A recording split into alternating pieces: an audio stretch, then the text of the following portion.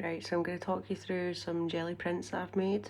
Jelly printing is printmaking plates that you can reuse. They're made of jelly and you can do monoprints, or you can transfer images from magazines or textures like I've done. Here I've used bubbles, watercolour and some acrylic.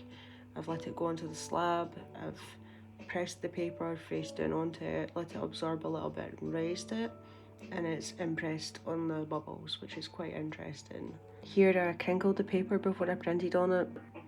Printed once in an ochre and then printed once in a really dark blue. The third time I printed in a blue wash acrylic. It gave it kind of shadow. This one's edited in Procreate. I've layered the same one on it twice, but I've put negative on one layer and mono on another layer. This one's the same situation, but a completely different part of the same print. It's one of the ones with the crinkled paper. It's worked really, really well. So this is all water on water. You'll see the base layers for these later, but same situation, negative on the linear line. This is a section of a painting put in negative in Procreate. I like how it's went kind of golden in that section. It looks a bit like a turtle. The next couple are in negative as well. I'm just going to flash them by.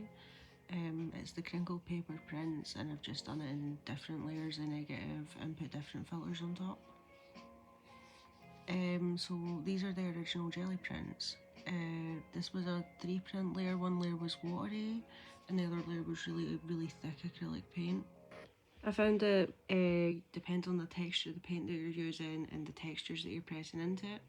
Depends on the outcome. Every single wee extra bit of water matters. It all shows.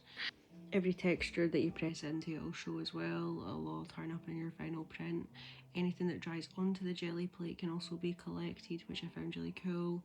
So sometimes you'll not gather the full print off your jelly plate, and if you keep going and you keep applying paint and you keep pulling it off, eventually you will get it. I also found like soapy water, specifically like sponged bubbles. It'll show up on your jelly print as well, especially on white paper. I found it a wee bit harder on darker paper. This is crinkled paper, multiple prints, just gathering any extra paint left on the jelly plate. It turned out really cool.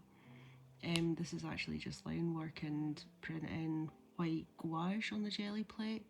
I was a bit worried about that because gouache is a bit sandy, but it worked alright. I did have to clean the plate after. This one is bubbles sponged onto a plate with droplets of paint kind of smeared. The paper gathered it really well. It looks really textured. It could be an ocean if I was to edit it right. So I used packaging paper on the jelly plate here and just pressed it in and then gathered the texture kind of with the paper, obviously.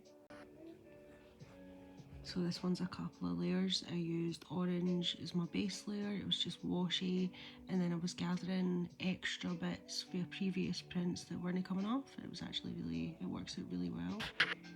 Yeah, this is a wash jelly plate one. This one didn't work out that great. This one's it's a bit flat. I don't think I'm going to use this one, but I do like the crinkle edges, so maybe, I don't know. This one is an experiment.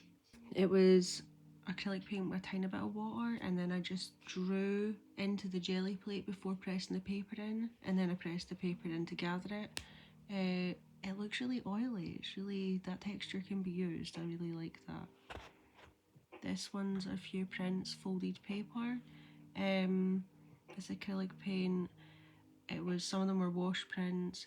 So this was an experiment with water that had acrylic paint in it.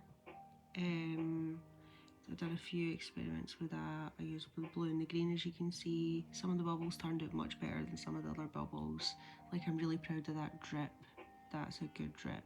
That, like, I would love to, I'm so excited to use that.